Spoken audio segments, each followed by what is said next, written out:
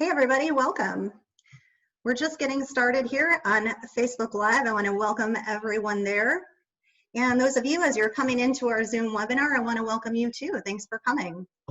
We're going to give everybody a couple minutes to come on in and get settled in here. Hopefully pour themselves a glass of some delicious Domaine Chandon.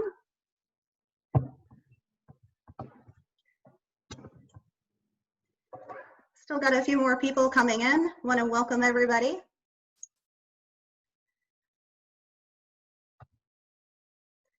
Thanks again for joining us. You'll see I'm not alone today, and we're going to get to our guest in just a second. So here's the deal. For those of you on Zoom, please feel free to join in the chat. And then if you have any questions for myself or our guest, you can put those in the Q&A feature. You'll find both of those buttons at the bottom of your Zoom screen. For those of you joining us on Facebook right now, feel free to put any comments or questions in the thread in the comments there, and my colleague is going to forward those to me here. So once again, I want to welcome everybody to another Binny's virtual tasting. I'm Barb. I specialize in wine events for Binny's, and it's been a really gorgeous sun-filled day here in the Chicagoland area. Hope you all got a chance to enjoy it. But as you can see, maybe not quite as glorious as the day our guest is facing there in Northern California. That said, I want to welcome Brian Fairleigh to our meeting. Brian is the brand ambassador for Domaine Chandon, and he's joining us there right from Yountville in the heart of Napa Valley. Hey, Brian. Hello, Barb. How are you? I'm super, but man, my view is not as good as yours today. Well, your temperatures are a little bit better, to be fair. It's 86 degrees here in the Napa Valley, so hottest day of the year so far. Congratulations. Here we are. It's May 6th. Already the hottest day of the year. The sun does look pretty warm there on you, buddy. Yeah, it's pretty warm out here. Interesting time to be standing out in the vineyard. I'd like to be having a glass of that Chandon that you're enjoying. I think you're going to get to it in just a second with us, right? But indeed, I am. That's so cool. It's really great to have you join us from the vineyards. It's an exciting time. We've already been through bud break, of course, which is that first little glimpse of the vines kind of waking up in the springtime, and we're already starting to get into flowering. Is that right? Indeed, we are. So you can see right here, I'm in a block of Pinot Noir in Yountville, which is, of course, where the Chandon Winery is, where our home base is. We have about 134 acres of vineyards here. Total, Chandon has about 1,000 acres of our own estate vineyards, so really a great asset for us. But yeah, you can see that we have flowering going on. Basically, for those who don't know, vines flower typically around the beginning of May, and you're going to have them self-pollinate. So give it a couple weeks and you'll see these very tiny berries that are eventually going to become a Pinot Noir that will go into our Chandon sparkling wine. So exciting time. The great thing is, even though it's quite warm, the vines love this. So, I mean, warm, cool, anything as long as it's not rainy is totally fine during flowering. So this is a perfect season so far. It's been quite warm throughout, but we're really excited about the potential so far. Yeah, it looks great so far. Question already from Zach in the audience. In terms of your experience there in Napa, is this a little warmer than usual? And did bud break and flowering happen maybe a little bit early this year, or what's it look like? Yeah, so it's been a pretty warm season. We've had pretty early bud break across the different grape varieties, but for the most part, I mean, we had a very dry winter. And so usually the vines need a bit of dry weather as well as plenty of sunshine and warmth in order to wake up and get going. So we're a little bit ahead of schedule. I'd say probably a week to a week and a half, which sounds like a lot, but it's really not too much. I mean, we're really happy with how it's going so far. Hopefully we'll get you some cooler evenings and some shade throughout the rest of May and June. Let those vines rest a little. Yeah. So we want to talk a little bit about like your location. You're in Yountville, which is on the southern end of Napa there. I'm just going to throw a picture up here real quick so folks can get an idea of where we're talking about. Those of you that are familiar with the Napa area, Yountville is one of the first AVAs on the southern end, of course. So as you come up from maybe from the city, coming north, or if you're coming west from Sacramento or east from the coast or from Sonoma, Yountville is just north of the city of Napa. So you get into there once you're driving north on that real famous drag. If you look real close, you might be able to see it there in the far background where Brian is. On your left, you're going to find Domaine Chandon, and on your right, you're going to see downtown Yountville, which is really the heart and soul of culinary and hospitality in Napa, right, Brian? Yeah, absolutely. So we're basically here in the dead center of the Napa Valley geographically. This is about as far north as you would grow sparkling wine grapes here in Yountville. Our founders were quite smart to put the winery here, because as people head up and down the valley, it's a very popular stop. So people either start their day with sparkling wine before they go to the other wineries. Obviously, Napa's very famous for Cabernet, or they, on the way down valley into the city of Napa, in the afternoons, people will stop by and make us their last stop. So really important, obviously location-wise, but from a quality standpoint, most of our vineyard acreage is actually in Carneros at the southern end of Napa, straddling the Napa-Sonoma County line right there by San Pablo Bay, which of course is technically part of the Pacific Ocean. So it's a really cool body of water, and that keeps things very cool down there. And Chandon, we were pioneers there. I mean, we were the first real commercially successful grape growers in Carneros. And of course, now you can't walk 2 feet without running into a grapevine down there. So we have more than 800 acres of our own vineyards down in Carneros. It's a really important place for us. And what's interesting to me, I know the area a little bit. A lot of the other sparkling wine houses there in your area, their facilities are set up kind of in Carneros, along Carneros Highway, save a couple others. And I do find it really interesting that your facility was built where it was. I believe it was 1973. Is that right? Correct. Yeah, so 1973, really, we founded the winery, and then, all 3 vineyard properties. We also have a property up on Mount Veeder above the city of Napa, about 1,600 feet up there in the mountains. So all 3 of those vineyard properties were purchased in 1973, and I don't want to say everybody copied us, but we were the first French-owned sparkling wine house in California. So it was really a visionary project, something that didn't have a roadmap ahead of it. And, we had to take a leap of faith that not only could we produce very high-quality sparkling wines here in Northern California, but also that they would be, popular and people would actually purchase them. Because back in the 1970s, Napa certainly wasn't a known commodity at that point. Not yet, no. But I think the parent company knew a little bit what they were doing about sparkling wine. So it really speaks to the forward thinking they were doing there in the 70s to set up right there where they did in the heart of Napa. And I agree, it's a great first stop trip if you're visiting wineries on a Saturday or Sunday or Tuesday or Wednesday for breakfast. One of the things that I'm the most proud of. I mean, I've worked at Chandon for more than 10 years now. And I'm just so proud of how visionary and how revolutionary this was. And I think one of the things that they really did in the beginning was that they knew that they were going to be very Californian. It was not going to be a project where they tried to replicate other sparkling wines that are made around the world. It was to embrace the fact that we were in Northern California. That was such a big deal, because being the first, embracing what the terroir of California is, embracing the sunshine, the warm weather, that was a really important step to make sure that our wines were very distinctive and they had their identity based on where the grapes were being grown. And that's actually, I didn't mean to segue that, but it's a good segue into the wine that I'm going to taste you through first, which is the Shannon Brut. So it's our signature wine. It's available everywhere across the US and Canada.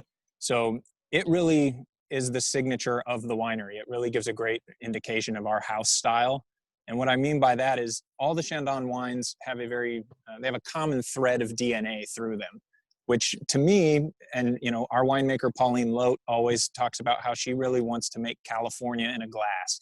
She wants to get that sunshine and that brightness and that ripeness and fruitiness, and she really wants to transport it from here so that when you open a bottle of Chandon, no matter where you are, you're going to take a sip of it and you're going to go, I can see the sunshine in there. I can see the brightness and the freshness. And Shannon Brut really does that. It's a Chardonnay-driven blend, so usually about 70% Chardonnay. And then the rest Pinot Noir, just a touch of Meunier usually in there.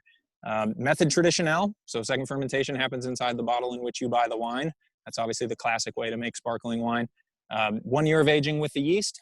So as you taste it, you'll notice a little bit of biscuity, brioche, creamy, toasty flavors. But for the most part, the thing that jumps out at me in this wine is the crispness. It's so crisp and so vibrant, so refreshing. I mean, on a hot summer day like this, well, not summer yet, but it feels like it. This is such a great wine to sip on because of how refreshing it is. It is. That is the first word that came to my mind as I was tasting it, is this freshness. It's very refreshing. I get this really crisp green apple note. There's a citrus element. I like that touch of kind of biscuity quality. And if I'm not mistaken, I'm going to say at least a few grams residual sugar, certainly not a sweet sparkling wine by any stretch, but definitely on the sweeter edge of Bruts. But I really like it done in that style because it just takes the edge off of that kind of bitter almond and the yeastiness. I think this is super refreshing. I wonder, folks that have joined us on Zoom, how many of you guys have Shannon Brut in your glass? You can go ahead and raise your hand or mention it in chat. And if you don't, why not? Yeah, what's wrong with you?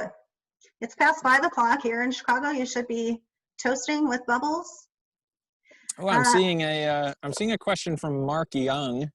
I can barely see my screen because of how bright it is out here, but Mark's asking what the dosage is on this wine.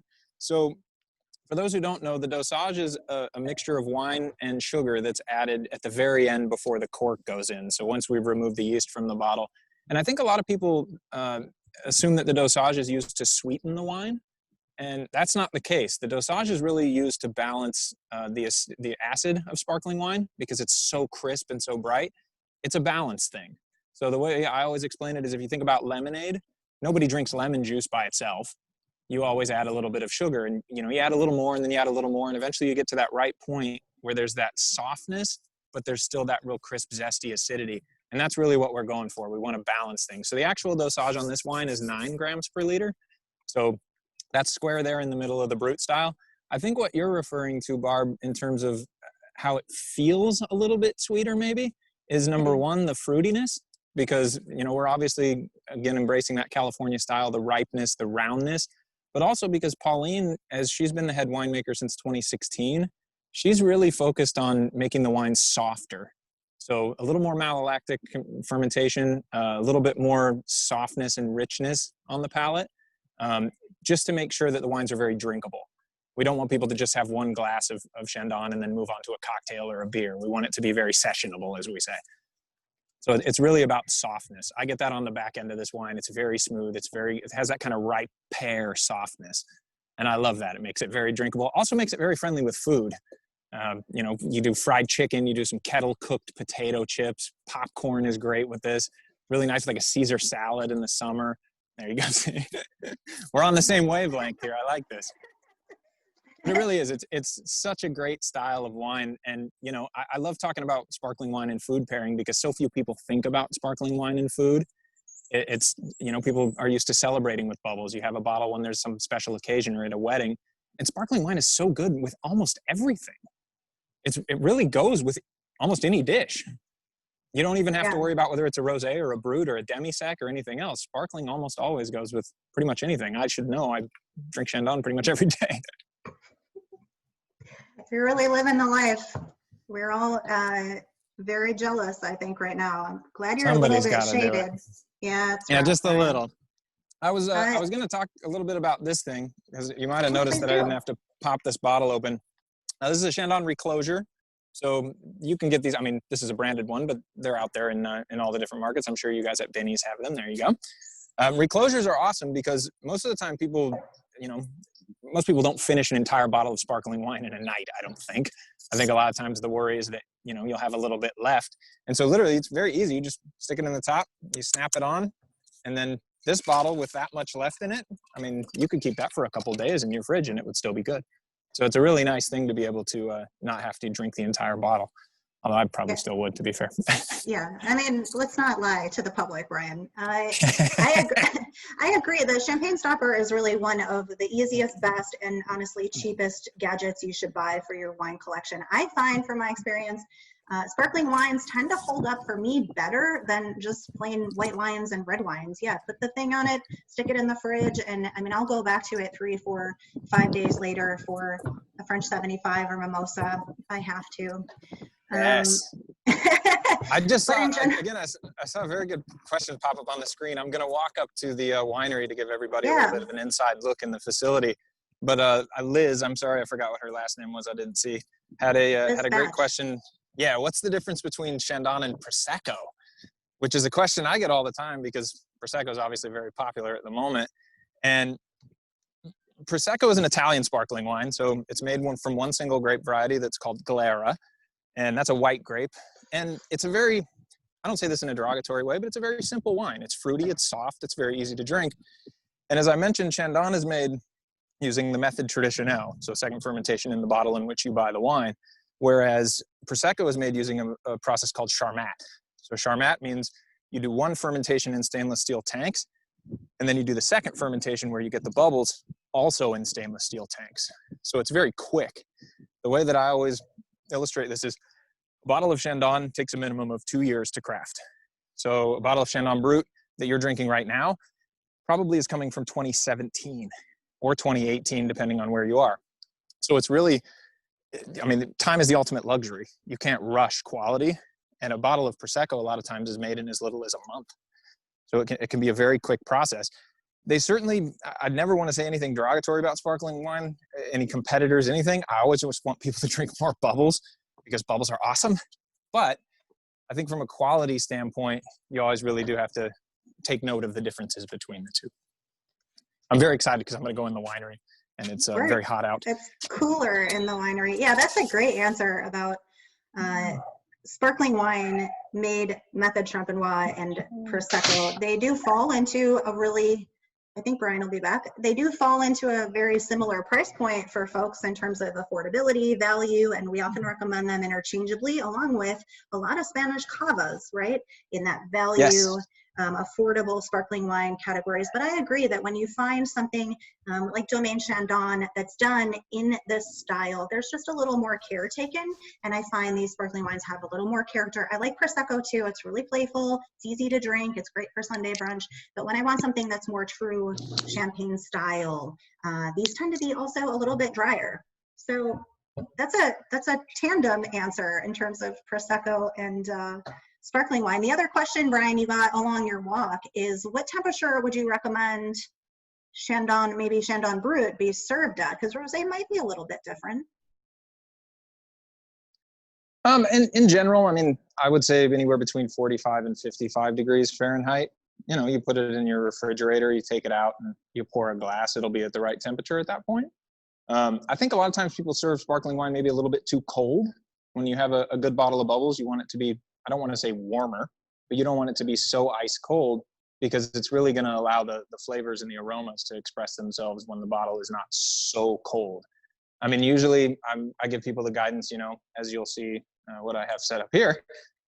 A bucket of ice with half ice and half water is always going to be perfect. That's the right way you want to go there. So really quite easy. And, you know, that as long as it's cold. You definitely don't want to serve it at room temperature by any means.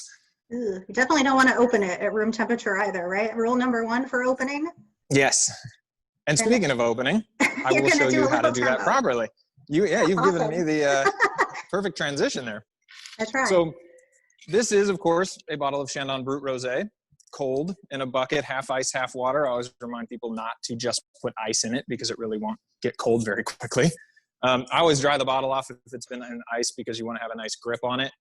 Very easy. Sparkling wine opening doesn't have to be so intimidating to people. I think a lot of times people are scared. They've seen the videos online where people fall down after they do it or they drop it off a balcony or that sort of thing.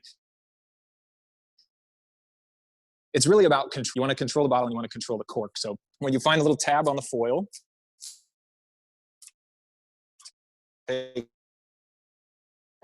that, rip it off, you know, go to Instagram, put my thumb over the top of the bottle, take that little loop, and you give it 6 half turns counterclockwise. So every bottle of sparkling wine everywhere, you do 1, 2, 3, 4, 5, 6. And then I always give it a little bit of a wiggle, you know, so that it releases from that lip on the bottle. And then you're simply just going to take your hand, slide it over the top of the cork, and you actually twist the bottom of the bottle. You don't twist the cork, and you don't take the cage off. You want to hold on to the cage. That's going to give you something to hang on to. So as you twist it, I like to give it a little pop.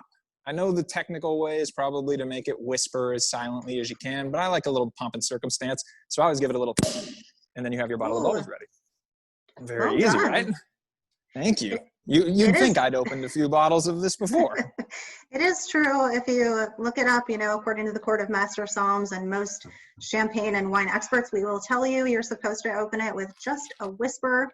And yeah, the loud bubbles coming out is for celebration, and it certainly is more fun that way and more playful. So we're not going to criticize anybody for doing it wrong. The only thing you don't want to do is like take a saber and Yes. send it shooting across the neighborhood and have multiple accidents. Don't try that at home, kids. However you do it, just do it safely. You want to get Please. to the bottle of bubbles, not to the emergency room. Yeah, Deidre, who's watching, made a great comment that pop sounded amazing in the cellar. There's some good acoustics in there. For popping bottles, yes. For talking, less so. So anything, they must have paused their work right now, right, Brian? Nothing really going on right this second. Correct, We're all yeah. itching for like a look behind the curtain right now, but I don't see any hoses or anything going on you can show us. No, I cleared all the guys out because I wanted to make sure it was quiet enough in here. But one of the unique things about sparkling winemaking is that we bottle year round. So the production team here always has something to do, whether it's disgorging bottles, finishing them, or whether it's tiraging bottles, getting them to the second fermentation. So that goes on constantly. And because we're an agricultural business, we're classified as essential. So our guys are still here. They start usually 5 o'clock in the morning. And just so happens today that they were pretty much done once I got here. So nice peace and quiet in here. They were grateful for you having an event, I'm sure, to send them home early. Yes. It's not a bad day. So yeah, I mean, folks, Brian, I don't know if you can pan around just a little bit, Sure. kind of show them what did we say yesterday? It's not a small production winery, is it? No, not at all. You know, I think a lot of times people assume that a smaller winery is better. And, you know, in still wines, that's quite honestly, it's common. The smaller is going to be the better. For making sparkling wines, typically bigger is better because we have more options. So if you look at this facility and you see all of these tanks, which are 14,100 gallons a piece, and I would also point out that they're horizontal, which is quite rare. That is something that the founders really focused on because it gives a more consistent fermentation, but also because it allows us to lower the roof line. And they were really concerned about not making an impact on the winery, not making an impact on the valley and its sort of natural beauty. They really wanted to make sure that we didn't impact the landscape. But these tanks are used for primary fermentation. And so you'll see a bunch of different base wines that go into here. And those base wines are kind of the colors of paint that Pauline and the winemaking team uses to create the different cuvées throughout the year. So it's a great thing. I mean, having so many options and so much range is really fantastic. I think at the moment we make 21 different sparkling wines. Oh. So obviously not all of them available in the market, some vintage stuff, some real small production stuff, but it really is great to have a lot of base wines to pick from.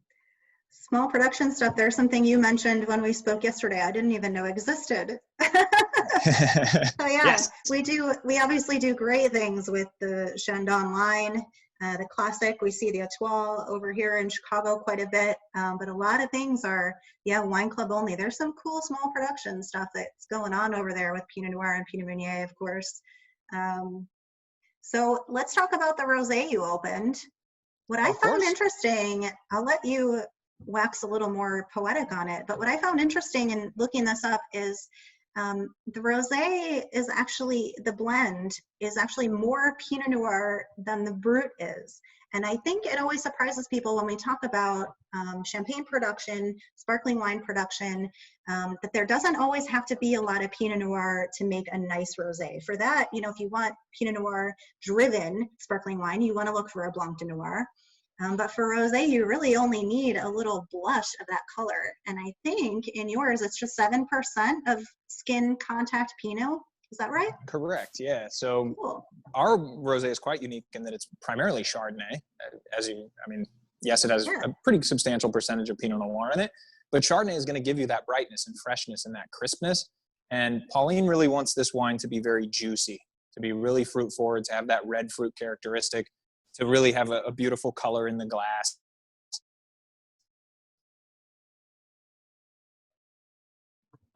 it jumps out at glass. There's a little creaminess to it, but it's really that California fruity, ripe red fruit characteristic. So it is a Brut style. Brut rosé going to be nice and dry, nice and crisp. It's, I think people still sometimes think, pink wines are sweet wines, as it used to be back in the day. But this is a dry style of rosé, very refreshing, very bright, very fruit forward. Actually does have a lower dosage than the Brut as well. So just by about 0.5 gram per liter. It's not much. But what we do is we craft these base wines that are white wines, and then we actually make a separate batch of Pinot Noir, about 7%, as you mentioned, that's red wine.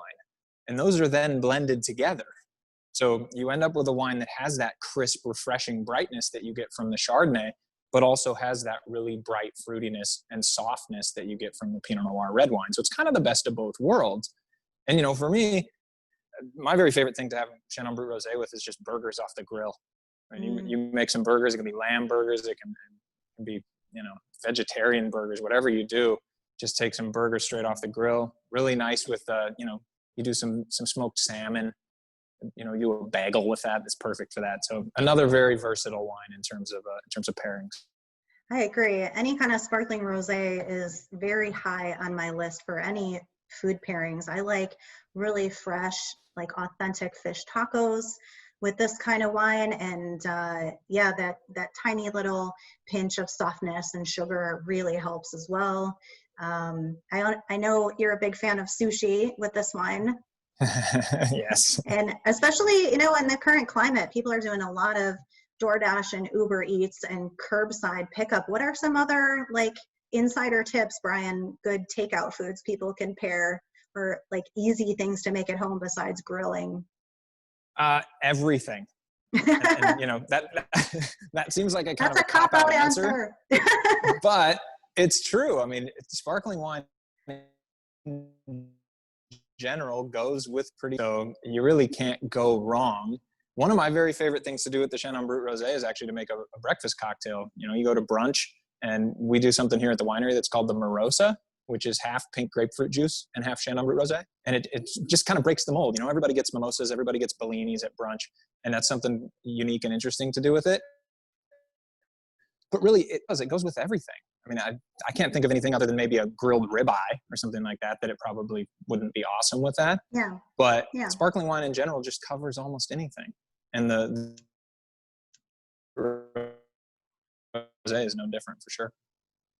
I agree. It's so versatile and so pleasant. I love the strawberry and bright cherry notes on it. It's definitely fresh, definitely California style bubbles. And for me, it's always really been one of my favorite bottles of everyday sparkler. I won't say how many years it goes back, but it's always been a standard favorite for me. Always like the Domaine Chandon stuff, especially in this value price point. We sell both of these, Brut and Rosé, on our shelves for $17.99. If you're watching this today on the 6th of May, 2020, we do currently have this on sale at our stores, the Brut, for $14.99. Brian probably doesn't even want to hear that because he can't even buy it that cheap. Right. You're going to give an employee discount over there. But anyway, great deal on Domaine Chandon stuff. And somebody in the audience mentioned we've got Mother's Day coming up. These are great wines for gifts or to bring over to mom and hand through the window safely. Yeah. Or if you're sharing a household, might be something you can pick up for Mother's Day brunch for mom. Roses and rosés. It'll always make mom happy. So Liz, they're asking about the aluminum, Brian. Yes, I gave a quick sneak preview of that. So this is the Chandon Alumini, as we call it. So it's an aluminum bottle with the Chandon rosé inside. So literally meant to be, you drink straight out of the bottle. The screw cap. So your typical places that you couldn't drink sparkling wine if you had a glass, pools, rooftops, beaches, boats, parks. I don't know whether you're supposed to drink in the park, to be fair. But if you're allowed to, it gives you more options. In the past, if you wanted a sparkling wine in aluminum, you probably had to suffer with a lower quality sparkling. And now you not only get this cute little package, but you also know that the wine inside is going to be the Chandon that you know and love. So literally, you can sip it straight out of the bottle. Chug it. Just kidding. We encourage you to drink responsibly, I'm working. as always.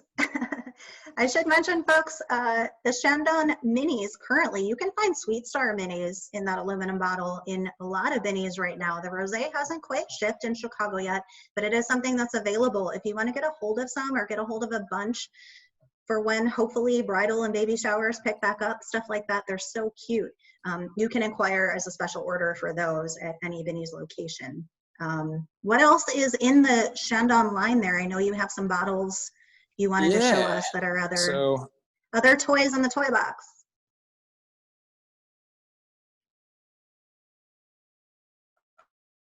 I can show you. The four that we sell out in the market predominantly are the Brut Rosé, the Blanc de Pinot Noir, and the Sweet Star. And then the rest of the wines that you see on this shelf here are going to be winery exclusive. So you do have to come visit us. Tough homework assignment.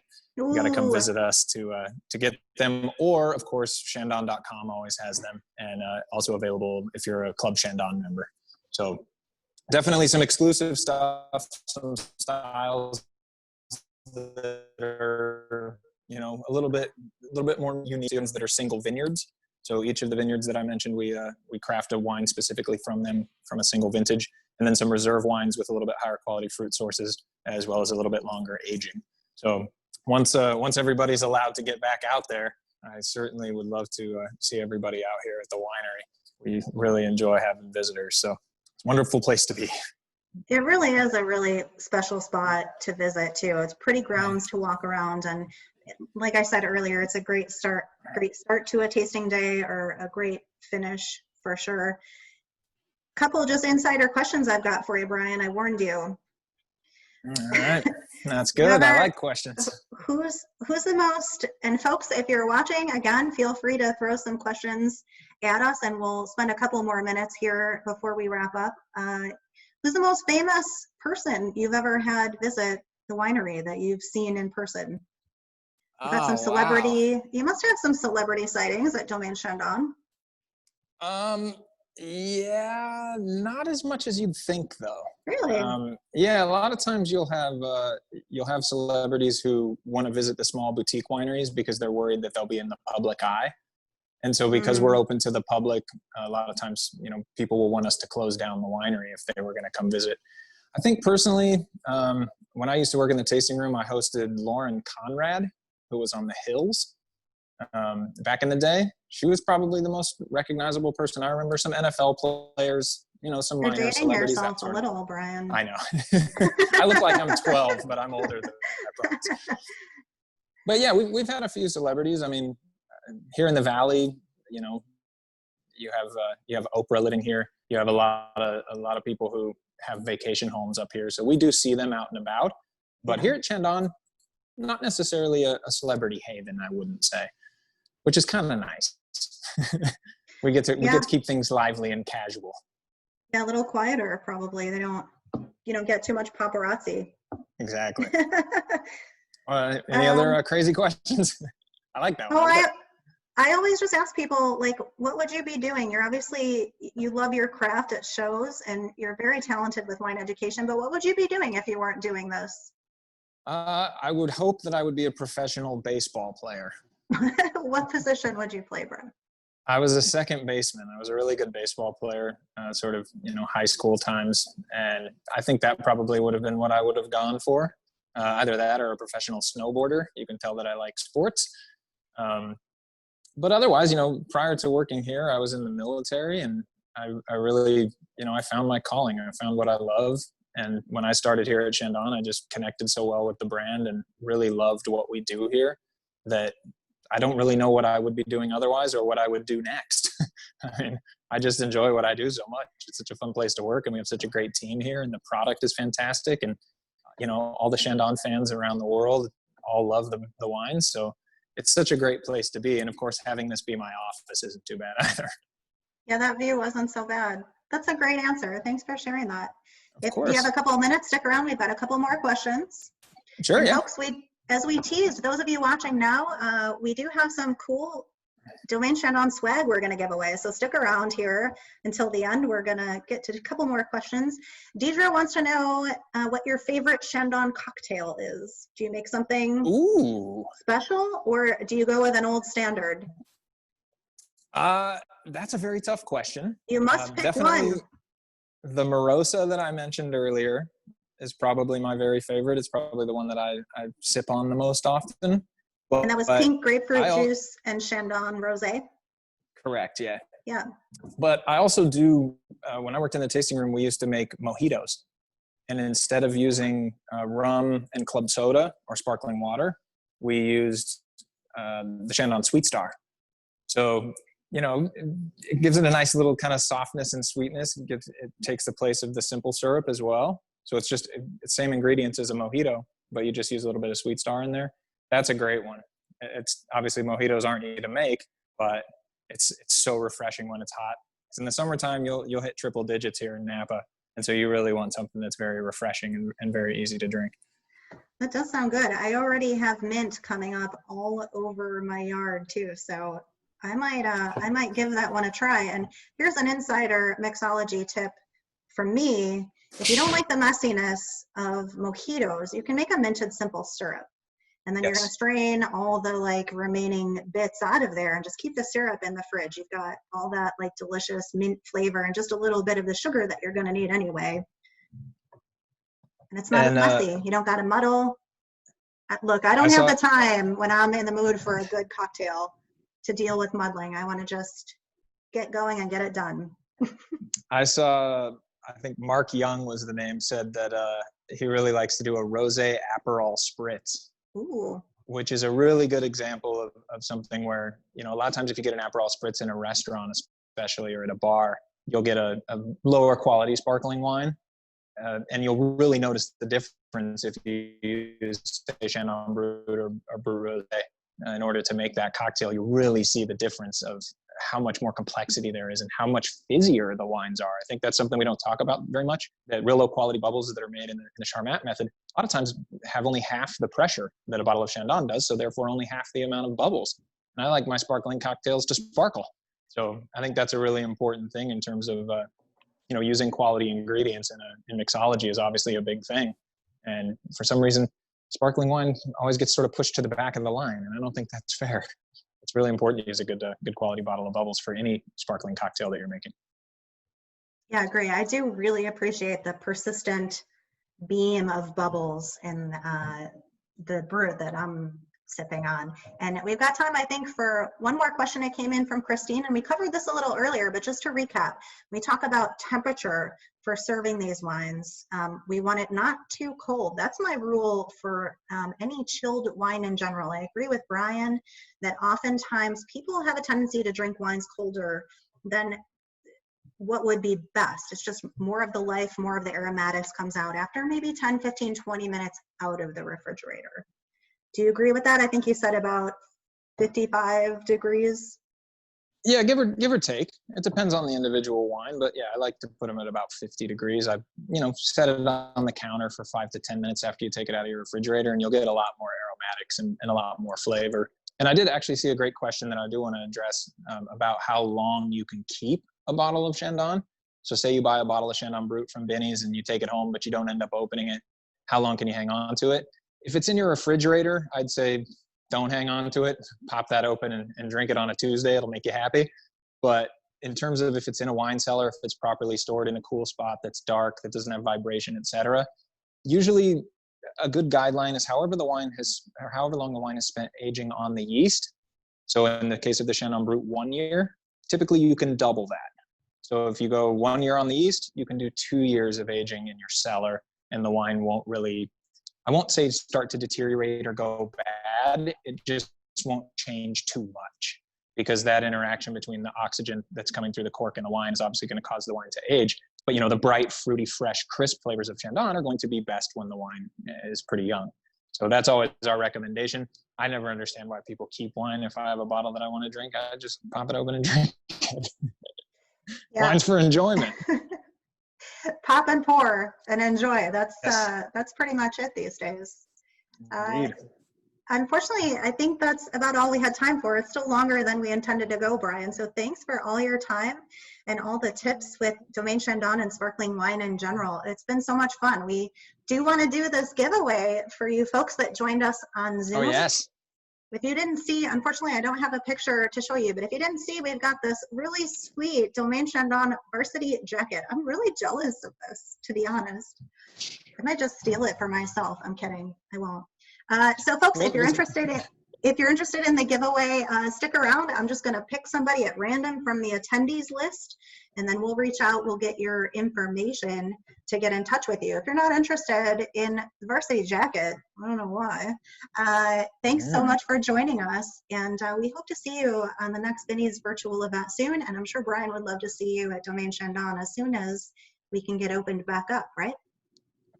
All right, so there isn't. Yeah, very much so.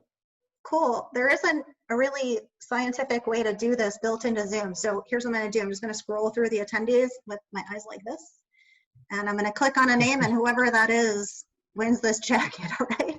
Unless somebody has a better idea. I was going to do trivia on you guys, but Brian said to be nice. So, all right, do you want to, can you do some kind of sound effect for me here, Brian? Do a drum roll or a drum roll. with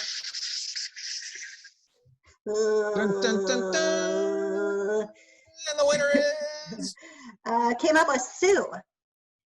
It's just Sue. I've got no fireworks sounds. Sue, check in with me on chat, all right? And we'll make sure we get you this jacket. It will be a customized size for you. So we want to make sure we get your contact information. Folks, I want to thank you again for joining us here with Brian Fairleigh and myself. It's such a pleasure to bring these events to you from the comfort of your own home. I hope you're enjoying a great glass of Domaine Shannon Brut or something tasty to celebrate getting through another Wednesday. And stay tuned on Vinny's virtual events page as well as our social media pages for other upcoming winemaker and guest speaker events. Thanks again, Brian. And yes. Domaine Chandon. Thank you so much. And of course, thanks everybody out there for supporting Chandon. Hopefully we'll get a chance to see you out here in Napa pretty soon. And cheers to all of you. Cool. Thanks, you guys. Sue, stick around. I got to get in touch with you. All right. See ya. Bye, everyone.